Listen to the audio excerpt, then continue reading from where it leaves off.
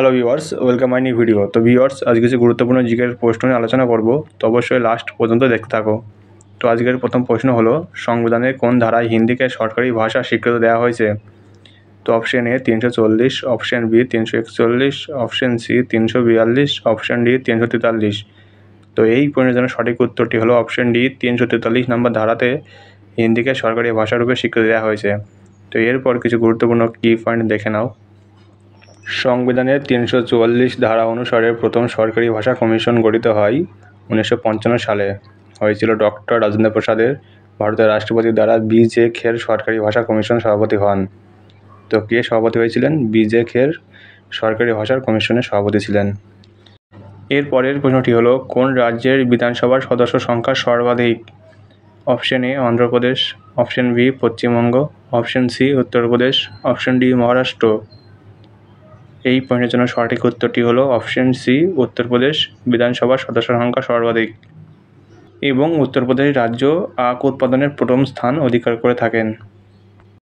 এরপরের প্রশ্নটি হলো, রক্তের কোন উপাদানের রক্ত জমাট বাঁধতে সাহায্য করে? Option A plasma, option B RBC, option C WBC, option D অনুচক্রিকা। এই প্রশ্নের জন্য সঠিক উত্তরটি হলো অপশন ডি অনুচক্রিকা উপাদান রক্ত জমাট বাঁধতে সাহায্য করে। এর পরের প্রশ্নটি হলো, সাহিত্য একাডেমি কোথায় অবস্থিত? Option A Mumbai, option B Chennai, option C Kolkata, option D New Delhi. এই প্রশ্নটির জন্য সঠিক উত্তরটি হয়ে যাবে অপশন ডি নিউ দিল্লিতে সাহিত্য একাডেমি অবস্থিত। তো এরপর কিছু গুরুত্বপূর্ণ কি পয়েন্ট দেখে নাও। সাহিত্য একাডেমি হলো ভারতের ন্যাশনাল একাডেমি অফ লিটারার্স। এটি ভারতের ভাষাগুলিতে সাহিত্যের প্রচারের জন্য নিবেদিত একটি সংস্থা। এটি প্রতিষ্ঠাতা হয় 12 মার্চ 1954 সালে প্রতিষ্ঠিত হয়েছিল। এর কার্যালয় দিল্লিতে রবীন্দ্র ভবনে অবস্থিত। এর পরের প্রশ্নটি হলো, ভারতের কোন বাণিজ্যিক ব্যাংক প্রথম এটিএম পরিষেবা চালু করেন? Option A HDFC, option B AXIS, option C HSBC, option D SBI. তো এই প্রশ্নের জন্য সঠিক উত্তরটি হলো অপশন সি এইচএসবিআই প্রথম ভারতে এটিএম চালু করেন। তো এরপর কিছু গুরুত্বপূর্ণ কি পয়েন্ট দেখে নাও। এইচএসবিসি এর ফুল ফর্ম হলো Hong Kong and Shanghai banking corporation limited. ভারতে এটিএম 1987 সালে এইচএসবিসি ব্যাংক চালু করেছিলেন। এই সদর দপ্তর হলো হংকং। তো এইচএসবিসি ব্যাংকের সদর দপ্তর কোথায় অবস্থিত? তো উত্তরটি হবে হংকং এর সদর দপ্তর অবস্থিত। এর পরের প্রশ্নটি হলো, ভারতের যে কমিটি সর্বপ্রথম কালো টাকার হিসাব করেন? তো option A Swaminathan committee, option B Narasimha committee, option C Bhagwati committee, option D Wanchoo committee. তো এই পয়েন্টের জন্য সঠিক উত্তরটি হলো অপশন ডি ওয়াংসু কমিটি প্রথম কালো টাকার হিসাব রক্ষণ করে। এরপর কিছু গুরুত্বপূর্ণ কি পয়েন্ট দেখে নাও। তো নরসিংহ কমিটি 1991 সালে আগস্টে প্রাক্তন রিজার্ভ ব্যাংকের গভর্নর এম নরসিম্হার অধীনে প্রতিষ্ঠিত হয়েছিল। নরসিংহ কমিটি হলো ব্যাংকিং কাঠামো সংস্কারের সঙ্গে সম্পর্কিত। এর পরের প্রশ্নটি হলো, রোগ সংক্রমণকারী পতঙ্গদের কি বলা হয়ে থাকে? তো এই প্রশ্নের জন্য সঠিক উত্তরটি হলো অপশন সি ভেক্টর বলা হয়ে থাকে। রোগ সংক্রমণকারী পতঙ্গদের ভেক্টর বলা হয়ে থাকে। তো এর পরের প্রশ্নটি হলো, লোহায় মরীচিকা পড়ার কারণ হলো ড্যাশের উদাহরণ? তো অপশন এ ঘনীভবন, অপশন বি ক্ষয়, অপশন সি দহন, অপশন ডি বাষ্পীভবন। তো এই প্রশ্নের জন্য সঠিক উত্তরটি হলো অপশন ডি বাষ্পীভবন। লোহায় মরীচিকার পড়ার কারণ হলো বাষ্পীভবন। এর পরের প্রশ্নটি হলো, মৌলিক অধিকার বলবৎ করার ক্ষমতা কার রয়েছে? অপশন এ সংসদের, অপশন বি সুপ্রিম কোর্টের, অপশন সি রাষ্ট্রপতির, অপশন ডি প্রধানমন্ত্রীর। তো এই প্রশ্নের জন্য সঠিক উত্তরটি হলো অপশন বি সুপ্রিম কোর্টের। মৌলিক অধিকার বলবৎ করার ক্ষমতা আছে সুপ্রিম কোর্টের। এরপর কিছু গুরুত্বপূর্ণ কি পয়েন্ট দেখে নাও। 6টি মৌলিক অধিকার রয়েছে, যার মধ্যে রয়েছে সমতার অধিকার, স্বাধীনতার অধিকার, শোষণের বিরুদ্ধে অধিকার, ধর্মের স্বাধীনতার অধিকার এবং সংস্কৃতি ও শিক্ষাগত অধিকার। এবং সাংবিধানিক প্রতিবেদনের অধিকার। এর পরের প্রশ্নটি হলো অষ্টাধ্যায়ী গ্রন্থটি লিখেছিলেন কে? অষ্টাধ্যায়ী গ্রন্থটি লিখেছিলেন কে? Option A Panini, option B Valmiki, option C Vedavyasa, option D Shukdev. এই প্রশ্নটির জন্য সঠিক উত্তরটি হলো অপশন এ পাণিনি। অষ্টাধ্যায়ী গ্রন্থটি লিখেছিলেন পাণিনি। তো এরপর কিছু গুরুত্বপূর্ণ বই ও লেখকের নাম দেখে নাও।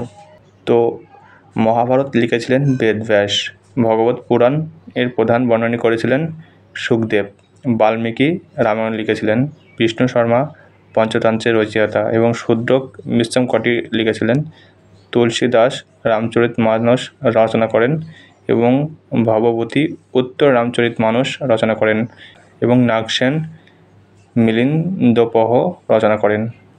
এর পরের প্রশ্নটি হলো চিংড়ির রেচনাঙ্গের নাম কি? অপশন এ ফ্লেম কোষ, অপশন বি দেহতল, অপশন সি সবুজ গ্রন্থি, অপশন ডি সংকোচী গহ্বর।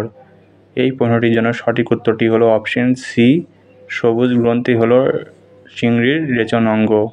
তো এরপর কিছু কি পয়েন্ট তোমরা দেখে নাও। ঝিনুকের হলো কেবারেক অঙ্গ, শামুকের হলো বোঝানেশের অঙ্গ এবং পন্স হলেন দেহতল, আয়ডার হলেন দেহতল, অ্যামিবার হলো সংকোচী গহ্বর এবং অ্যাসকারিয়াস হলো র্যাটেন কোষ এবং ফিতাকৃমির হলো ফ্রেম কোষ। এর পরের প্রশ্নটি হলো অযোধ্যা কোন নদীর তীরে অবস্থিত? Option A Gomti, option B Saryu, option C Vitasta, option D Mahanadi.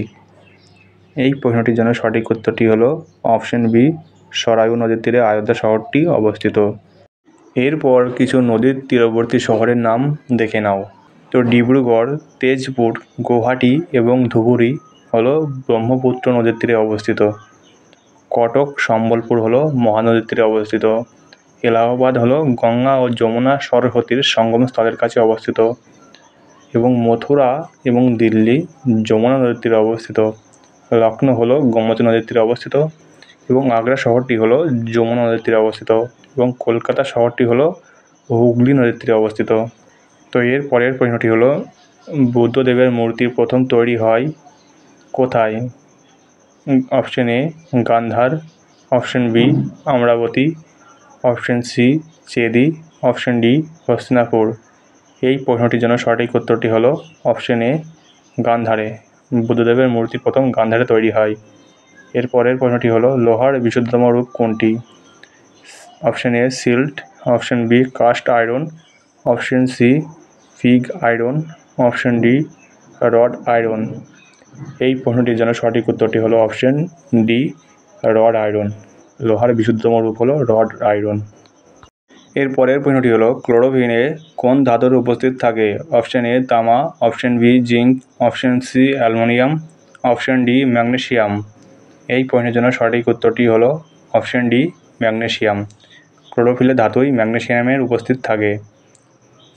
তো এর পরের প্রশ্নটি দেখে নাও, চা চাষের জন্য সবচেয়ে আদর্শ জলবায়ু কী?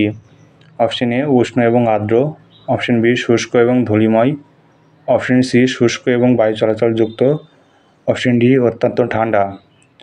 এই প্রশ্নের জন্য সঠিক উত্তরটি হলো অপশন এ উষ্ণ এবং আর্দ্র জলবায়ু আদর্শ। আজকের শেষ প্রশ্ন, সূর্য থেকে পৃথিবী পৃষ্ঠে সূর্যের আলো পৌঁছাতে কত সময় লাগে?